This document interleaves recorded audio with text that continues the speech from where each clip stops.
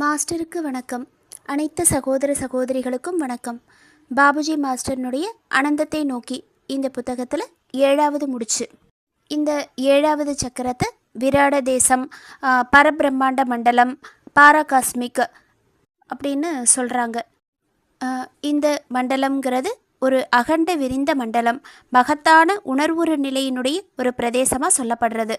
இந்த 7வது சக்கரத்திற்குள்ளே நுழையும் போது நான் இந்த பிரபஞ்சத்தினுடைய ஒரு பகுதி அப்படிங்கிறத தாண்டி பிரபஞ்சத்தை தாண்டின ஒரு சக்தியான அந்த மூல முதலோட இணையக்கூடிய அந்த ஆன்மீக பயணத்தினுடைய ஒரு உணர்வு நமக்குள்ளே விரிவடைஞ்சிக்கிட்டே போகுது. அதாவது நம்மளுடைய தனித்துவமான இந்த ஆன்மா பிரபஞ்சமளாவிய ஆன்மாவோட ஒன்று கலக்கக்கூடிய ஒரு உணர்வு. இதனுடைய மூலப்பொருள்னு பார்க்கும்போது ஆகாயம், நிறம் இளஞ்சிவப்பு நிறம். இதனுடைய தன்மை ஆகாயத்தினுடைய தன்மையான அமைதி, அதில் ஒரு தெளிவு, அதாவது அமைதியில் ஒரு தெளிவான மனநிலை காணப்படுது. இதனுடைய இருப்பிடம்னு பார்க்கும்போது 6வது சக்கரத்திற்கு சற்று மேலே 6, 7 இந்த 2 சக்கரமே 8ங்கிற எண் மாதிரி பின்னி பிணைஞ்சு இருக்கிறதாகவும், இதில் 6வது சக்கரம் சிறியதாகவும் 7வது சக்கரம் சற்று பெரியதாகவும் இருக்குது அப்படின்னு சொல்கிறாங்க. இந்த மண்டலத்தில் கிடைக்கக்கூடிய அமைதித்தன்மைங்கிறது, அதாவது இந்த 7வது சக்கரத்தில் கிடைக்கக்கூடிய அமைதித்தன்மை ஒரு அழகு மிகுந்ததாகவும் சக்தி வாய்ந்ததாகவும் இருக்குது. ஒரு முழுமையான அமைதியை இங்கே உணர முடியும். அந்த அமைதியில் எல்லையற்றதாக ஒரு விரிவு நிலை காணப்படுது. ஒரு புது விதமான பரிமாணத்தை உணரக்கூடிய தன்மையும் இங்கு காணப்படுது அப்படின்னு சொல்கிறாங்க. அதாவது அலைபாயக்கூடிய மனதினுடைய ஒரு அமைதி, புயலை ஒத்த வாழ்விலும் கூட அமைதி, துன்பங்கள் துயரங்கள் எது வந்தாலும் அந்த அமைதியில் மையம் கொண்டிருக்கக்கூடிய ஒரு நிலை. இது எல்லாமே எப்படி கிடைக்குதுன்னு சொல்கிறாங்கன்னா, இந்த உயர்ந்த சக்கரங்களில் நாம் பயணம் பண்ணும்போது ஆச்சரியத்தால் ஸ்தம்பித்து போகக்கூடிய ஒரு நிலை ஏற்படுது. அதன் மூலமாக கிடைக்கக்கூடிய இந்த அமைதியிலையும் சக்தியிலையும் இன்னும் நாம் விரிவடைஞ்சிக்கிட்டே போகிறோம் அப்படின்னு சொல்கிறாங்க. ஆத்மாவையும் மனதையும் ஒத்திசைந்து இருக்கக்கூடிய அந்த அசைக்க முடியாத அமைதி, அசைக்க முடியாத மனநிலைங்கிறது தன்னிச்சையாகவே இயல்பாகவே நடக்குது. அந்த கொந்தளிக்கக்கூடிய எந்த விதமான தருணம் வந்தாலும் அங்கே ஒரு கம்பீரமும் நிதானமும் மிதத்தன்மையும் நமக்குள்ளே வெளிப்படுது. இது எல்லாமே நம்மளுடைய உணர்வுறு நிலையில் வெளிப்படுறதுனால வெளிப்புற வாழ்க்கையிலையும் எல்லா செயல்கள்லையும் இது பிரதிபலிக்குதுன்னு சொல்கிறாங்க. 7வது சக்கரத்தில் தியானம் பண்ணும்போது அந்த தியானத்தில் ஒரு விரிவடையக்கூடிய ஒரு உணர்வு, அந்த விரிவுத்தன்மைங்கிறது இதயத்தில் ஆரம்பித்து எல்லா இடத்துலையுமே அப்படியே விரிஞ்சு பரவுது. அப்படி ஒரு உணர்வு ஏற்படுது. தியானம் முடியும் போது தியானத்தில் கிடைச்ச அந்த ஒரு விரிவாக்கம், அந்த ஒரு அற்புதமான உணர்வு, இதை எல்லாத்தையுமே உணர்ந்து ஒரு மிதக்கிற மாதிரியான ஒரு கட்டம் நமக்குள்ளே ஏற்படுதுன்னு சொல்கிறாங்க. அதோட கூட உள்ளார்ந்த வழிகாட்டுதல், உத்வேகத்தோடு செயல்படக்கூடிய தன்மை, புனிதத்தன்மை, பக்தி உணர்வு, எளிமை, தூய்மை, தன்னலமில்லாத செயல்படக்கூடிய தன்மை, இதயத்தோடு ஒத்திசைந்த ஒரு வாழ்க்கை, இது எல்லாமே நமக்குள்ளே கிடைக்குது. இது எல்லாம் நமக்குள்ளே கிடைச்சி மலரும்போது கூருணர்வு திறன் கொண்ட பயிற்சியாளர் இதை விரிவுபடுத்தி இன்னும் முன்னேற்றம் அடையும் போது இந்த பிரபஞ்சமே சின்னது மாதிரி நமக்கு தோணுது அப்படிங்கிறதையும் சொல்கிறாங்க. இதோட கூட இந்த 7வது சக்கரத்தில் பருப்பொருளினுடைய தாக்கமும் இருக்குது. அப்போது இந்த உணர்வுகள் எல்லாம் நமக்கு இந்த சக்கரத்தில் நமக்கு கிடைக்குது அப்படின்னு சொல்கிறாங்க. அடுத்தது இந்த பரபிரம்மாண்ட மண்டலத்தினுடைய முக்கியமான அம்சமாக சொல்லப்படுற பவர் ஹவுஸ், சக்தி சேமிப்பு கிடங்கு, குறைவில்லாத ஆற்றல் இருக்கக்கூடிய மண்டலம் இது. இங்கே இருந்து தான் சக்திகள் 6வது மண்டலத்துக்கு இறங்கி அதுக்கப்புறமா மற்ற சக்கரங்களுக்கு 6வது சக்கரங்கிறது பிரித்து கொடுக்குது. அதாவது 6வது சக்கரம் 7வது சக்கரத்தில் இருக்கிற இந்த சக்திகள் எல்லாத்தையுமே எடுத்து பிண்டதேசம்னு சொல்லக்கூடிய லௌகீக மண்டலத்திற்கு இந்த சக்திகள் எல்லாத்தையுமே விநியோகம் பண்ணுது. இந்த 7வது சக்கரத்திற்கு துர்வாச சக்கரம்னு சொல்லி மாஸ்டர் பேர் வச்சுருக்காங்க. ஏன்னா இந்த இடத்துல இருக்கிற அந்த அளவிற்கு அதிகமான சக்தி துர்வாச ரிஷிக்கிட்ட இயல்புக்கு அதிகமாக பல மடங்காக வளர்ந்துருந்தது. அவர் அந்த அளவுக்கு ஆற்றல் வாய்ந்தவராக இருந்ததுனால அதோட கூட ஒரு கோபம் கொள்ளக்கூடிய குணம், உடனுக்குடனே எல்லாருக்கும் சாபம் கொடுக்கக்கூடிய ஒரு பழக்கமும் அவர்கிட்ட இருந்தது. நாம் நம்மளுடைய ஆன்மீக பயணத்தில் அன்பினுடைய வழி போகிறதுனால இந்த ஒரு நிலை நமக்கு கிடைக்கும் போது கவனமாக இருக்கணும் அப்படிங்கிறதுக்காக மாஸ்டர் இந்த சக்கரத்திற்கு துர்வாச சக்கரம்னு பேர் வச்சிருக்கிறாரு, ஒரு எச்சரிக்கை உணர்வை ஏற்படுத்துறதுக்காக. அப்போது இந்த 7வது சக்கரத்தில் ஐக்கியம் அடைய தொடங்கும் போது நமக்குள்ளே இருக்கிற மற்ற அனைத்து புள்ளிகளுக்கும் மின்சக்திக்கு நிகரான ஒரு அசாத்திய சக்திங்கிறது கிடைக்குது. இந்த சக்திகளை கொண்டு யோகிகள் இயற்கையினுடைய விதியை கூட தற்காலிகமாக மாற்றி அமைக்க முடியும். அது மட்டும் இல்லாமல் அதி சக்தி வாய்ந்த வெடிகுண்டுகளினுடைய ஆற்றலை கூட செயலிழக்க செய்யக்கூடிய அளவுக்கு இந்த சக்கரத்தில் ஆற்றல்கள் நிறைஞ்சிருக்கு. அப்போது இந்த நிலையில் ஐக்கியமாகும் போது மகத்தான வேலைகள் எதுவாக இருந்தாலும் அதுக்காக தான் விரும்பக்கூடிய எந்த விதத்திலையும் இந்த சக்தியை ஒரு யோகியானவர் உபயோகிக்க முடியும் அப்படின்னு சொல்கிறாங்க. இன்றைக்கான நவீன விஞ்ஞானம் உலகத்தை அழிக்கிறதுக்காக ஆயுதங்களை தயார் பண்ணுறதுக்கு இதை எல்லாத்தையுமே பயன்படுத்திட்டு வருது. ஆனால் ஒரு உண்மையான யோகி வேறு விதமாக சிந்திக்கிறாரு. இறைவனை உணர்றது அப்படிங்கிறது தான் அவருடைய நோக்கமாக இருக்கிறதுனால இந்த உலகத்தினுடைய அமைதிக்காகவும் மேம்பாட்டிற்காகவும் மக்களினுடைய நலனுக்காகவும் பயன்படுத்துகிறாரு. சில நேரங்களில் விதிவிலக்குக்காக இயற்கையினுடைய ஆணை கிடைக்கிறதின் மூலமாக அழிவிற்காக அவ்வப்போது பயன்படுத்துகிறாரு அப்படின்னு சொல்கிறாங்க. அப்போது இதை எல்லாத்தையுமே தெரிஞ்சுக்கிறதுக்கு கூருணர்வு திறன்கிறது ரொம்ப முக்கியமான விஷயம். ஆன்மீக பயணத்தில் நமக்கு கிடைக்கக்கூடிய ஓரொரு நிலைகளையும் கூருணர்வு திறன் மூலமாக தெரிஞ்சுக்கும் போது இந்த பிரம்மாண்ட மண்டலத்தில் இருக்கக்கூடிய ஓரொரு சின்ன சின்ன புள்ளிகளில் கூட இந்த பிரபஞ்சத்தினுடைய பகுதிகள் என்ன மாதிரி இணைக்கப்பட்டிருக்கு, அதில் என்னெல்லாம் சக்திகள் இருக்குது அப்படிங்கிறத கண்டுபிடிக்கலாம் அப்படிங்கிறதையும் மாஸ்டர் சொல்கிறாங்க. இப்போது அடுத்தது, இந்த லௌகீக உலகத்தில் நடக்கக்கூடிய ஓரொரு விஷயங்களும் முன்கூட்டியே அதிசூட்சும வடிவத்தில் இந்த மண்டலத்தில் நடந்துருது. அப்போது அதை சூட்சுமமாக இருக்கிற ஒருத்தரால் தான் தெரிஞ்சுக்க முடியும். அப்போது இங்கே நடக்கிற ஓரொரு நிகழ்ச்சிகளும் அதிசூட்சும வடிவத்தில் இந்த மண்டலத்தில் நடந்ததுக்கு அப்புறமா தான் நடக்குது அப்படின்னு சொல்கிறாங்க. அடுத்தது, இந்த 7வது சக்கரத்தில் நமக்கு கிடைக்கக்கூடிய சக்தியாலையும் அந்த பரவச உணர்வு இது எல்லாத்தாலையும் இங்கேயே நாம் தங்கக்கூடிய ஒரு அவதூத நிலைங்கிறது ஏற்படுது. இந்த மாதிரி இதே இடத்துல ஸ்டே ஆகிறதுங்கிறது அவங்களுடைய முன்னேற்றத்தை தடுக்குது. அப்போது இந்த ஒரு சர்க்கிளை சரி செய்யறதுக்காக மாஸ்டர்னுடைய துணையோட ஒரு ஆன்மீக அமைதியற்ற தன்மை உருவாக்கப்படுது நமக்குள்ள. அதாவது உயர்ந்த நிலையை நோக்கிய ஒரு தவிப்புணர்வு. அப்போது ஒரு கவனத்தோடையும் எச்சரிக்கையோடையும் இருக்கும்போது மட்டும்தான் நம்மளுடைய பயணம்ங்கிறது துரிதப்படும் அப்படின்னு சொல்கிறாங்க. அப்படியே அந்த நிலைங்கிறது மாற்றமடைஞ்சு ஐக்கியமாதல், ஒத்தத்தன்மை அடைதல், இந்த மாதிரியான ஒரு நிலைகள் கிடைக்கப்பட்டு இந்த மண்டலத்தினுடைய மொத்த அறிவும் கிடைக்குது. தூய்மையான உணர்வோடையும் கூருணர்வு தன்மையோடையும் இருக்கும்போது நாம் இந்த பயணத்தில் முன்னேறி போகிறோம். இப்போது அடுத்தது, ஞானிகள், அதாவது கடவுளை அறிய முடியும் என்பதே ஒரு தவறான கருத்து அப்படின்னு சொல்லக்கூடிய இன்னைக்கான தத்துவவாதிகள் கிட்ட அவங்களோட அறிவினுடைய எல்லையை பற்றி கேட்டால் என்னன்னு பதில் சொல்லுவாங்க அப்படிங்கிற ஒரு கேள்வியை பாபுஜி மாஸ்டர் கேட்குறாரு. கேட்டுட்டு உண்மையான அறிவு நிலைங்கிறது அவங்களுக்குள்ள இன்னும் உதயமாகலைங்கிறது தான் அவருடைய பதிலாக, அதாவது அவங்களுடைய பதிலாக இருக்கும். அப்படி ஒரு பதிலை தான் அவங்க தர வேண்டியிருக்கும். இதுவரைக்கும் மாஸ்டர் சொன்ன அந்த நிலைகள் எதையுமே எட்டிராத ஒரு நிலையில் இந்த ஞானிகள், தத்துவவாதிகள் இவங்கெல்லாம் இருந்துக்கிட்டு தங்களை அந்த நிலையில் இருக்கிறதா காட்டிக்கிறதுங்கிறது ஒரு வருத்தத்திற்குரிய ஒரு விஷயம் அப்படிங்கிறத சொல்லிட்டு, உண்மை என்னன்னா, ஒன்று அவங்க எல்லாத்தையும் தவறாக புரிஞ்சிட்ருக்காங்க, இல்லைன்னா தங்களுடைய சுய பெருமையை நிலைநாட்டுறதுக்காக இந்த மாதிரி நடிச்சிட்ருக்காங்க. இது ரெண்டு மட்டும்தான் இருக்கணும். அப்போது இந்த அனுபவங்கள் எல்லாமே இருக்கிறது. தொலைதூர பார்வை, தீர்க்க தரிசனம், இந்த அனுபவங்கள் இது எல்லாத்தையுமே கொண்டவர்கள் இருக்கிறதுங்கிறது ரொம்ப அரிது அப்படிங்கிறதுல எந்த சந்தேகமுமே இல்லை. அப்படி யாராவது ஒருத்தர் இருந்தாலும் அவங்கள அப்படியே ஏற்றுக்கிறதுக்கோ அவங்க சொல்கிறத நம்பவோ மாட்டாங்க. அதுக்கு மாறாக எல்லாருமா சேர்ந்து இவங்க சொல்லக்கூடிய, அதாவது அனுபவத்தின் மூலமாக அவங்க சொல்லக்கூடிய அந்த கருத்துக்களை எல்லாரும் சத்தம் போட்டே மூழ்கடிச்சிருவாங்க. இப்படி ஒரு நிலைமையில தான் இப்போ இருக்கிற மக்கள் எல்லாரும் இருக்காங்க அப்படிங்கிறத மாஸ்டர் சொல்கிறாங்க. இந்த 7வது சக்கரம்ங்கிறது பாராட்டுக்கள் எல்லாத்துக்குமே அப்பாற்பட்ட ஒரு அருமையான இடம்.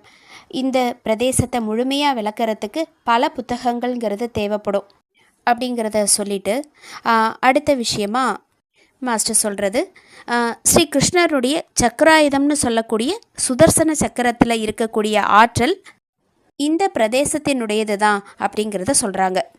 இதை பற்றி இன்னும் விளக்கமாக சொல்கிறதுக்கு இதுக்குள்ளே போய் இன்னும் நான் ஆராய்ஞ்சு பார்க்குறேன் அப்படிங்கிறத சொல்கிறாங்க. அந்த அளவுக்கு மாஸ்டர் உள்ளார்ந்து போய் அனுபவத்தில் இதில் இருக்கிற ஒரு தன்மைகளையும் சொல்கிறாங்க.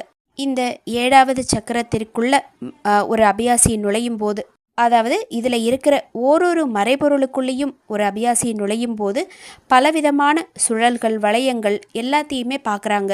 அது ஒன்றொன்றும் தன்னகத்தே கொண்டுள்ள சக்தி, இயங்கு விசை, அது எல்லாத்தையும் ஏதாவது ஒரு பெரிய பொருள் மேலே செலுத்தினா அது குலுங்கிறதோட மட்டுமில்லாமல் அதோட விளைவாக தூள் தூளாகிடும். அந்த அளவுக்கு இந்த 7வது சக்கரத்தில் இருக்கிற ஒன்றொன்றுமே ஆற்றல் வாய்ந்தது அப்படிங்கிறத சொல்கிறாங்க. இப்போது இந்த சக்தி எல்லாமே எப்படி உற்பத்தி ஆகுது அப்படின்னு பார்க்கும்போது, பலவிதமான கோள்கள் ஒன்றா கூடும்போது ஒரு ஆற்றலை உருவாக்குது. அப்போது இந்த ஆன்மீக பயணத்துக்குள்ளே போகும்போது இந்த குறிப்பிட்ட மண்டலத்தில் ஆதிக்கம் பெறும்போது, அந்த ஆதிக்கம்ங்கிறது கிடைக்கிறதுனால இந்த சக்திகள் எல்லாமே ஒருமிச்சு ஒரு மனிதனுக்கு கிடைக்குது அப்படின்னு சொல்கிறாங்க. ஒரு குறிப்பிட்ட நிலையில் ஆதிக்கம் கிடைக்கிறதுங்கிறது அந்த மனிதனுடைய உடலுக்குள்ளே கரையக்கூடிய மருந்து மாதிரி. இந்த நிலையில் ஐக்கியம் அடையும் போது எல்லா விதமான சக்திகளுமே அவனுக்கு கிடைக்குது அப்படிங்கிறத சொல்கிறாங்க. அப்போது சுதர்சன சக்கரத்தில் அடங்கி இருக்கிற ஆற்றல் இந்த பிரதேசத்தினுடையது அப்படிங்கிறத சொல்லிட்டு, அந்த ஆற்றல் இதில் ஐக்கியமாகும்போது ஒரு யோகிக்கு கிடைக்குது. இப்போது அதை தாண்டி சாதனை பண்ணதுக்கப்புறமா இன்னும் உயர போகும்போது, அதாவது அந்த மண்டலத்திற்குள்ளேயே மாஸ்டர்னுடைய துணையோட இந்த ஆன்மீக பயணம்ங்கிறது நடக்குது. அப்போது ஒரு நிலைகளையாக சாதித்ததுக்கப்புறமா இன்னும் உயர்ந்து போகும்போது அடுத்த கட்டமாக மகாகால சக்கரான்னு சொல்லக்கூடிய சுப்ரீம் வீல், பரம்பொருளினுடைய சக்கரம் அப்படின்னு சொல்கிறாங்க. அந்த ஒரு ஆற்றலும் ஒரு யோகிக்கு கிடைக்குது. இந்த மகாகால சக்கரான்னு சொல்லக்கூடிய சுப்ரீம் வீல் இது நட்சத்திரங்களை அந்தந்த இடங்களில் நிலைநிறுத்தக்கூடிய அந்த ஒரு ஆற்றலுக்கான களத்தை உருவாக்குது. ஸ்ரீ கிருஷ்ணனுடைய சுதர்சன சக்கரம் கூட இது பக்கத்தில் வர முடியாது. அந்த அளவுக்கு பல மடங்கு வலிமையும் செயல்திறனும் உடையது தான் இந்த மகாகால சக்கரம். இந்த பிரபஞ்சம் முழுவதையும் முற்றிலும் சீரமைக்கக்கூடிய அந்த செயல்பாட்டிற்காக பயன்படுத்தப்படக்கூடிய விசேஷமான ஆயுதம் இது. இந்த 7வது முடிச்சினுடைய முடிவில் இருக்கிற ஒரு புள்ளியில் இந்த சக்திங்கிறது நிலை பெற்றிருக்கிறது அப்படின்னு சொல்கிறாங்க. அந்த காலகட்டத்தில் இந்த விஷயம் தேவைப்பட்டிருக்காது அப்படிங்கிற காரணத்தினால ஸ்ரீ கிருஷ்ணர் கூட, அதாவது ஸ்ரீ கிருஷ்ணர்கிட்ட கூட இந்த ஆயுதம்ங்கிறது அநேகமாக இருந்திருக்காது அப்படிங்கிறத சொல்லிட்டு மாஸ்டர் இதை சொல்கிறதுக்காக என்னை மன்னிக்கணும் அப்படின்னு சொல்கிறாங்க. ஆனால் இப்போது அதற்கான காலம் வந்துட்டதுனால இயற்கை அதை பயன்படுத்துறதுக்கு யார்கிட்டையாவது இந்த சக்தியை கொடுத்துருக்கலாம். அதுவும் ஒரு சாத்தியமான விஷயந்தான். அப்போது விசேஷ வேலைக்காக இந்த சக்திங்கிறது யோகிகளுக்கு கிடைக்குது. இதன் மூலமாக விண்மீன்கள், கோள்கள் இது எல்லாத்துலேயுமே ஒரு மாற்றத்தை ஏற்படுத்தலாம். ஒட்டுமொத்த பிரபஞ்சத்தினுடைய எதிர்மறையான விஷயங்களை அழித்து அமைதியை நிலைநாட்டுறதுக்கு இந்த சக்திங்கிறது கொடுக்கப்பட்டிருக்கு. சுய தேவைக்காக கண்டிப்பாக கிடையாது. மனிதனுடைய நன்மைகளுக்காக இயற்கையினுடைய விதிகளுக்கு உட்பட்டு இந்த சக்திங்கிறது பயன்படுத்தப்படுது. இந்த சக்தி வரைக்கும் கிடைக்கப்பெற்ற அந்த யோகிகள் அவங்க உடலுக்குள்ளே இருந்துக்கிட்டே சூட்சும நிலையில் வேற ஒரு இடத்துலையும் போய் அவங்களால பணி செய்ய முடியும். அதாவது ஒரே இடத்துல ஒரே நேரத்தில் சூட்சும சரீரத்தால் பல இடங்களில் பல வேலைகளை முடிக்கக்கூடிய சக்திங்கிறது அந்த யோகிக்கு கிடைக்கிது. அப்போது அந்த பணியை முடித்து மறுபடியும் அந்த உடலுக்குள்ளே அவங்க திரும்பிடலாம். இந்த 7வது சக்கரத்தை அடைஞ்சு அதில் ஐக்கியமாகும்போது இந்த மாதிரியான பல நிலைகள், பல தன்மைகள், பல சக்திகள்ங்கிறது ஒரு அபியாசிக்கு கிடைக்கப்பெறுது. இதை எல்லாத்தையுமே அனுபவபூர்வமாக உணரும் போது மட்டும்தான் அவன் ஞானியாக சொல்லப்படுறான். இப்போது அடுத்த விஷயமா மற்றொரு முக்கியமான விஷயத்தை இங்கே சொல்ல போகிறேன் அப்படின்னு சொல்லிட்டு, இதை நிறைய பேருக்கு ஒரு அதிர்ச்சி தருங்கிறதுல எந்த சந்தேகமும் இல்லை. ஆனால் இந்த உண்மையை நான் சொல்லணும் அப்படிங்கிறத மாஸ்டர் சொல்கிறாங்க. அதாவது இந்த காலத்தில் அகம் பிரம்மாஸ்மி, நானே பிரம்மன் அப்படிங்கிற ஒரு நிலையை ஒரு உயர்வான நிலையாக சொல்லி அதை புரிஞ்சிக்கிட்டதா சொல்லிகிட்ருக்கிற ஒரு பேரறிஞர்கள், தெய்வீக ஞானிகள் அப்படிங்கிற ஒரு பேரில் எல்லாருமே கொண்டாடப்படுறாங்க. அகம் பிரம்மாஸ்மிங்கிற நிலையை நான் புரிஞ்சுக்கிட்டேன், உணர்ந்துட்டேன், இந்த மாதிரி சொல்லிட்டு இருக்கிறவங்கள இப்படியெல்லாம் கொண்டாடுறாங்க. ஆனால் யாராவது தன்னுடைய நெஞ்சில் கை வச்சு உண்மையிலேயே அந்த நிலை அவங்களுக்குள்ள மலர்ந்துருச்சா அப்படிங்கிறத சொல்ல முடியுமா? கோதுமையினுடைய ருசியை விளக்கறதுக்காக சிலர் இனிப்பாக இருக்குது அப்படின்னு சொல்லலாம். ஆனால் அந்த கோதுமையை அவங்க சுவைச்சால் வழியே அதனுடைய ருசியை யாராலையுமே தெரிஞ்சிக்க முடியாது. அந்த மாதிரி அறிவாளிகளாக நடிக்கக்கூடிய இவங்க இன்னைக்கான ஞானிகள், நடைமுறை அனுபவங்கள் எதுவுமே இல்லாமல் புத்தகங்களை புரட்டி பார்க்கறதின் மூலமாக ஒரு முடிவுக்கு வராங்க. வெறும் புத்தகங்களை படிச்சுட்டு அந்த அறிவை மட்டுமே பயன்படுத்தி பல விஷயங்களை அவங்க சொல்லிகிட்டு இருக்காங்க. ஆனால் உண்மையான அறிவு, ஞானம் அப்படிங்கிறது அனுபவத்தின் மூலமாக மட்டுமே கிடைக்கக்கூடிய ஒன்று. எந்த நிலை வரைக்கும் ஒரு அபியாசி அறிந்து உணர்கிறானோ அந்த நிலை வரைக்கும் அவன் ஞானியாக கருதப்படுறான். அப்போது உணர்தல் அப்படிங்கிறது தான் இங்கே தேவையான ஒன்று, முக்கியமான ஒன்றாவும் சொல்லப்படுறது. உண்மையிலேயே அகம் பிரம்மாஸ்மி அப்படின்னா என்ன? ஓரொரு முடிச்சிலும், அதாவது இந்த ஆன்மீக பயணத்தில் ஓரொரு முடிச்சிலும் உடலும் ஆன்மாவும் தொடர்பு கொள்ளக்கூடிய அந்த புள்ளியில் அனுபவத்தால் உணரப்படுறது. இந்த 7வது சக்கரத்தை கடக்கும் போதும் இந்த அகம் பிரம்மாஸ்மிங்கிற அந்த ஒரு நிலை வந்து போகுது. அப்போது இங்கே அந்த உணர்வு நிலை எப்படி இருக்கும்னு சொல்கிறாங்கன்னா, இந்த அகம் பிரம்மாஸ்மின்னு சொல்லக்கூடியதில் முதல் நிலை நானும் மையமும் பிரிக்க முடியாத ஒன்று, அந்த ஒன்று முதல் உணர்வாக வெளிப்படுது. அதனுடைய முதல் நிலையாக தோண ஆரம்பிக்குது. அப்படியே இந்த சக்கரத்தில் பிரயாணம் பண்ணிக்கிட்டே இருக்கும்போது அடுத்த 2வது நிலையாக வரக்கூடியது எல்லாமே மையம்தான் அப்படிங்கிற அந்த ஒரு உணர்வு. அடுத்தது 3வது நிலையாக படைப்புகள் எல்லாமே மையத்தில் இருந்து தான், அந்த மாதிரியான ஒரு உணர்வு. முதல்ல நான் மையம் அப்படின்னு சொல்லி 2ஆக இருக்கிறது அடுத்த நிலையாக எல்லாமே மையம்தான் அப்படின்னு 1ஆ மாறிடுது. அடுத்தது எல்லாமே மையத்தில் இருந்து தான் அப்படிங்கிற அந்த உணர்வுகள் நுட்பமாக மாறி மனமும் நம்மளுடைய உணர்வு எல்லாமே ஒத்திசைந்து இன்னும் அடுத்த கட்டத்திற்கு போகும்போது அதுவும் இல்லாமையே போயிடுது. இந்த ஒரு உணர்வுகள்ங்கிறது எல்லா சக்கரத்திலையுமே உணரப்படுது. அதாவது ஓரொரு சக்கரத்துக்குள்ளேயும் போகும்போது நான் அது அப்படிங்கிற அந்த 2 உணர்வுகள் அதுவாக மாறி எல்லாமே அதுதான் அப்படிங்கிற அந்த ஒரு நிலைக்கு போய் எல்லாமே இதுலேருந்து தான் அந்த ஒரு தன்மைக்கு மாற்றப்பட்டு கடைசியாக எதுவுமே இல்லாமல் போகும்போது அந்த நிலையோடு நம்ம ஐக்கியமாகிறோம். இந்த மாதிரி அடுத்த கட்டத்திற்கு நம்ம முன்னேறி போகிறோம். அப்போ அங்கேயும் இதே மாதிரியான ஒரு உணர்வுகள் ஏற்படுது அப்படின்னு சொல்கிறாங்க. அப்போது ஓரொரு சக்கரத்திலேயா உயர்ந்த நிலை சக்கரங்களுக்கு நம்மளுடைய பிரயாணம்ங்கிறது போய்கிட்டே இருக்கும்போது இந்த 3 உணர்வுகள் அப்படிங்கிறது இன்னும் சூட்சமமாயிட்டே போகுது, நுட்பமாயிட்டே போகுது. கடைசியாக மேல் சக்கரங்களுக்கு உயர்ந்த நிலைகளுக்கு போகும்போது எதுவுமே இல்லாமல் போயிடுது அப்படின்றத சொல்கிறாங்க. இப்போது இதில் முதல் நிலையாக சொல்லப்படுற நானும் மையமும் பிரிக்க முடியாத ஒன்று, இந்த ஒரு உணர்வு நமக்குள்ளே ஏற்படும் போதே நாம் உயர்ந்த நிலையை அடைந்ததாக சொல்ல முடியாது. இந்த நிலையை கூட உணராதவர்கள் தங்களை ஞானின்னு சொல்லிக்கிறாங்க அப்படிங்கிறது தான் மாஸ்டர் சொல்கிறாங்க. அப்போது இந்த 7வது முடிச்சை அடைஞ்சு அவங்களுக்கான அந்த அனுபவ உணர்வுங்கிறது கிடச்சி அதை தக்க வச்சுக்கிட்டு அதோட ஐக்கியமாகும்போது இந்த ஓரொரு அனுபவங்களும் நமக்கு கிடைக்கிது. அந்த அனுபவத்தில் ஒரு தெளிவு கிடைக்கிது. அந்த தெளிவுங்கிறது உண்மையானதாகவும் மாறுது.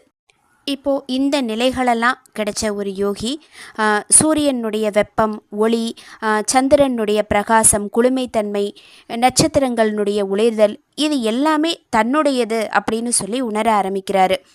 அது மட்டும் இல்லாமல் யாராவது ராமர், கிருஷ்ணர் இந்த மாதிரியான உயர்ந்த ஆன்மாக்களை பற்றி பேசும்போதும் தன்னை பற்றின பேச்சு தான் அப்படிங்கிற ஒரு உணர்வும் அவருக்குள்ளே ஏற்படுது.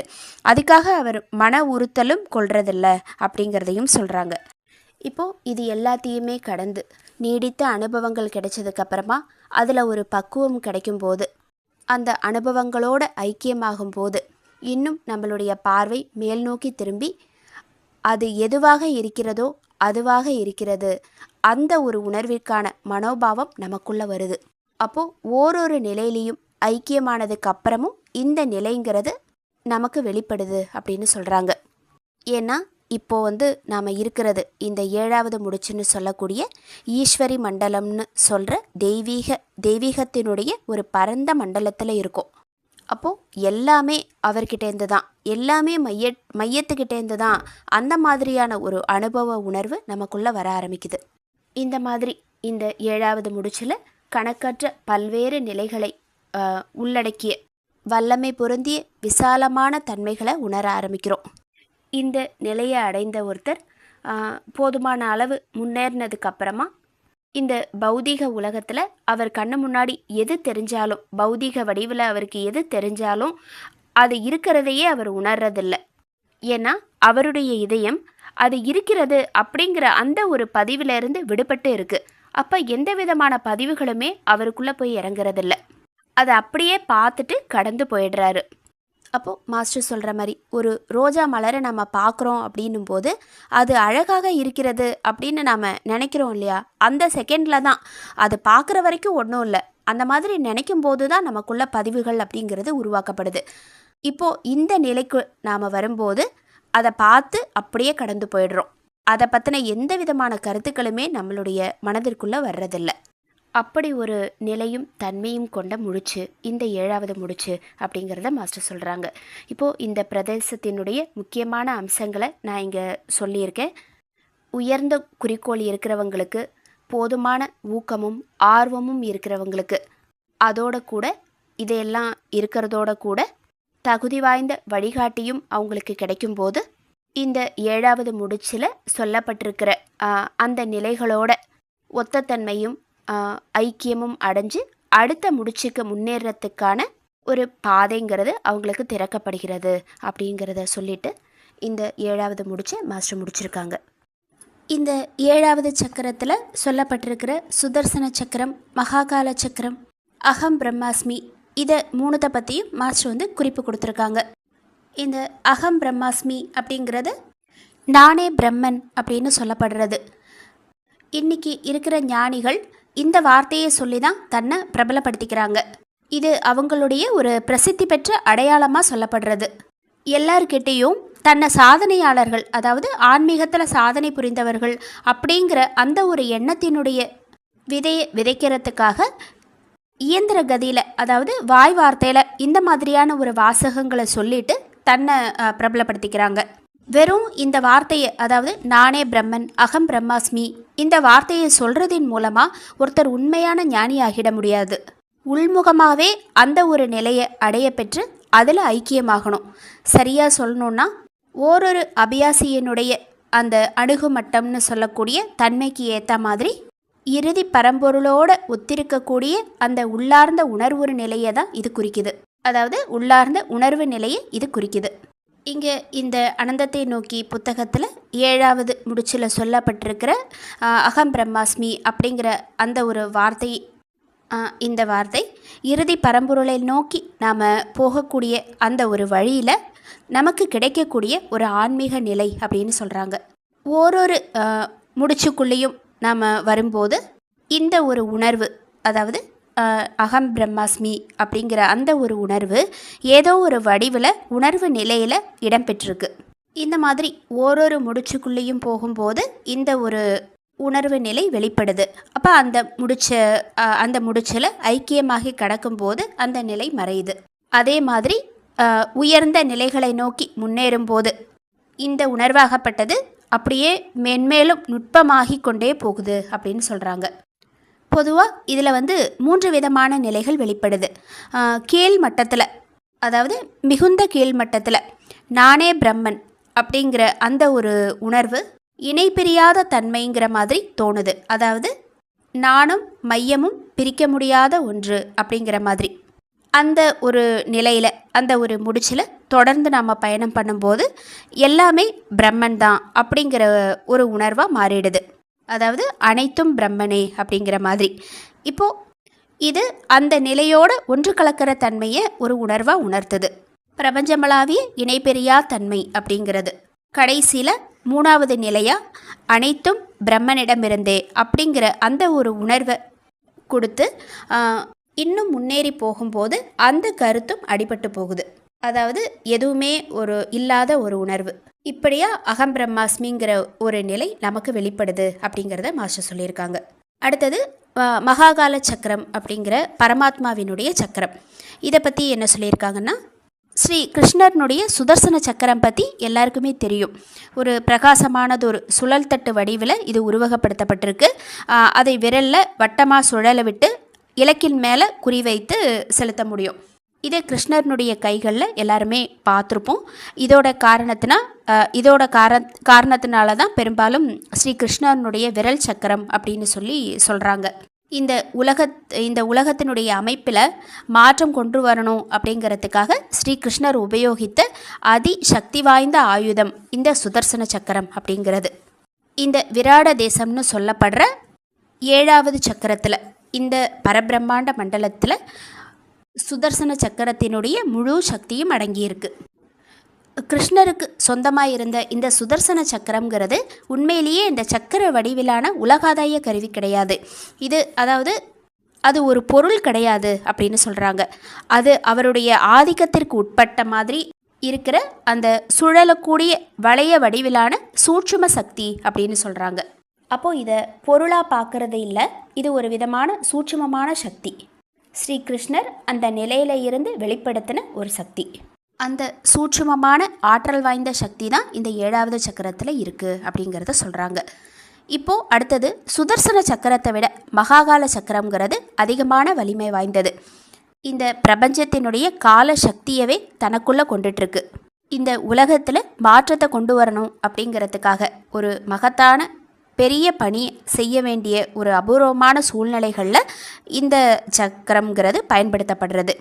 அதாவது தவிர்க்க முடியாத சூழ்நிலையில் இந்த சக்தியாகப்பட்டது இறங்கி வருது. இதுவும் சூட்சும வடிவத்தில்.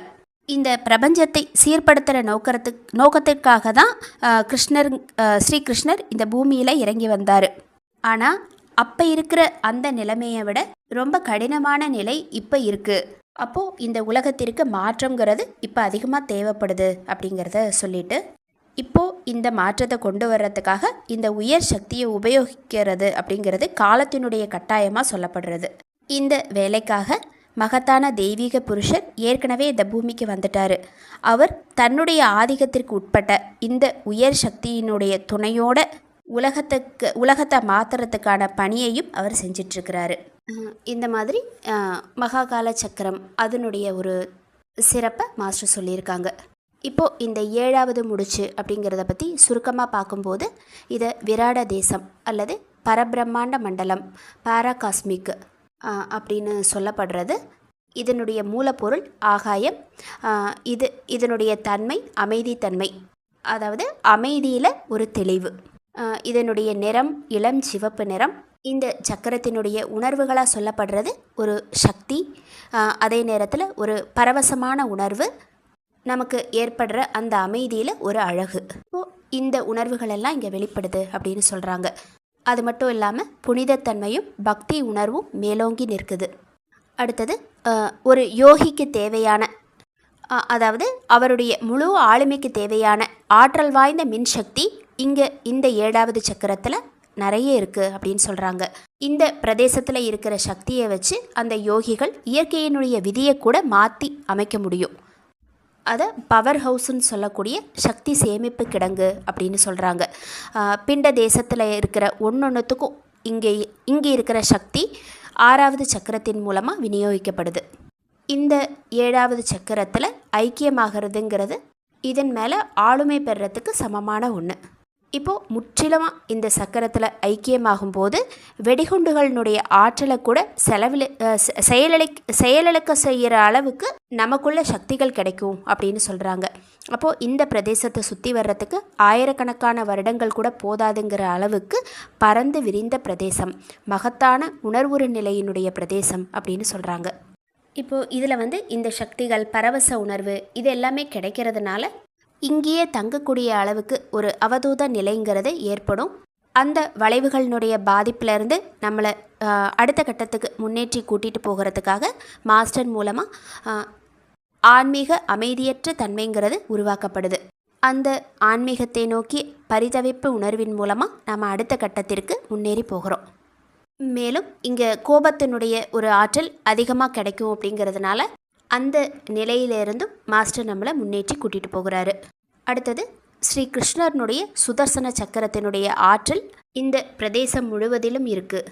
இன்னும் இந்த 7வது சக்கரத்தில் முன்னேறி போகும்போது மகாகால சக்கரம்னு சொல்லக்கூடிய பரம்பொருளினுடைய சக்கரம், அதனுடைய மகத்தான ஆற்றலும் ஒரு யோகிக்கு கிடைக்கப்பெறுது. இந்த மகாகால சக்கரங்கிறது சுதர்சன சக்கரத்திற்கு அப்பாற்பட்ட ஒன்று. 7வது முடிச்சினுடைய முடிவில் இருக்கிற புள்ளியில் இந்த சக்திங்கிறது ஒரு யோகிக்கு கிடைக்கப்பெறுது அப்படின்னு சொல்கிறாங்க. இந்த முடிச்சை அடைந்து அனுபவம், நம்மளுடைய மனப்போக்கு, இது எல்லாமே ஒன்று சேரும்போது நமக்கு என்ன மாதிரியான ஒரு உணர்வு வெளிப்படுதுன்னு சொல்கிறாங்கன்னா, அதாவது இந்த முடிச்சில் கிடைக்கக்கூடிய அனுபவங்கள், அதன் மூலமாக சூரியனுடைய வெப்பம், ஒளி, சந்திரனுடைய பிரகாசம், குளுமை, நட்சத்திரங்களினுடைய ஒளிர்தல், இது எல்லாமே தன்னுடையது அப்படிங்கிற அந்த ஒரு உணர்வும், ராமர், கிருஷ்ணர் இந்த மாதிரியான ஒரு உயர்ந்த ஆன்மாக்களை பற்றி பேசும்போது அவங்க தன்னை பற்றி தான் பேசுகிறாங்க அப்படிங்கிற அந்த ஒரு உணர்வும் ஏற்படுது. அந்த மாதிரியான ஒரு உயர்ந்த நிலையான உணர்வு நமக்குள்ளே காணப்படுது அப்படின்னு சொல்கிறாங்க. இந்த 7வது முடிச்சு கடந்து போகும்போது 3 விதமான உணர்வு நிலைகள் வெளிப்படுது. இதில் முதல் நிலைன்னு சொல்லக்கூடியது அகம் பிரம்மாஸ்மி அப்படிங்கிறது. நானும் மையமும் பிரிக்க முடியாத ஒன்று. இந்த மாதிரியான ஒரு உணர்வு முதல் நிலையாக வெளிப்படுது. இன்னும் முன்னேறி போகும்போது எல்லாமே மையம்தான், அந்த ஒரு உணர்வு வெளிப்படுது. அதை தாண்டி இன்னும் போகும்போது அது எதுவாக இருக்கிறதோ அதுவாக இருக்கிறது, அந்த மாதிரியான ஒரு மனநிலை ஏற்படுது. அப்போது இந்த இடத்துல நாம் ஈஸ்வரி மண்டலம்னு சொல்லப்படுற தெய்வீக மண்டலத்துக்குள்ளே இருக்கோம். இந்த நிலையையும் தாண்டி இன்னும் மேலே போகும்போது யாவும் அவரிடமிருந்தே, அதாவது படைப்புகள் அனைத்தும் மையத்திலிருந்தே, இந்த மாதிரியான ஒரு அனுபவம் கிடைக்குது. இப்படியே இன்னும் முன்னேறி போகும்போது இந்த உணர்வுகள் எல்லாமே நுட்பமாக மாறி மனம், உணர்வு இது எல்லாம் ஒத்திசைந்த நிலையில் இந்த சக்கரத்திற்குள்ளே முன்னேறி போகும்போது எதுவுமே இல்லாத ஒரு உணர்வு ஏற்படுது. அதாவது எதுவுமே இல்லாமல் போகுது அப்படின்னு சொல்கிறாங்க. இப்போது இந்த உணர்வுகள் எல்லா சக்கரத்திலையுமே உணரப்படுது. அப்போது அகம் பிரம்மாஸ்மி அப்படிங்கிறது ஓரொரு முடிச்சிலும் உடலும் ஆன்மாவும் தொடர்பு கொள்ளக்கூடிய புள்ளியில் அனுபவத்தில் உணரப்படுற ஒன்று. அது ஒரு விதமான உணர்வு அப்படின்னு சொல்கிறாங்க. இந்த 7வது சக்கரம் அப்படிங்கிறது இவ்வளோ விஷயங்களை உள்ளடக்கிய ஒரு விசாலமானதொரு பரந்த முடிச்சு. இந்த பேரண்ட மண்டலத்திற்குள்ளத நம்மளுடைய எதிர்ச்சியில் புரியக்கூடிய பண்பு இதயத்தோடு ஒத்திசைந்து போகக்கூடிய பண்பாக மாறி தூய இதயமாக சமநிலைப்பட்ட மனதாக வெளிப்படுது. நமக்கு குருவின் மூலமாக கிடைக்கக்கூடிய பிராணாகுதி நம்மளுடைய மனப்போக்குகள் எல்லாத்தையுமே சரி செஞ்சு இதயத்தினுடைய நோக்கங்களை மாற்றுது. அப்போது நம்மளுடைய கீழ்மட்ட சுயநலத்தன்மையிலிருந்து சுயநலமில்லாத தன்மைக்கு மாறி உலகளாவிய சுயமாக மாறுது. 7வது முடிச்சு இதோட முடிஞ்சது. மாஸ்டருக்கு நன்றி. அனைத்து சகோதர சகோதரிகளுக்கும் நன்றி.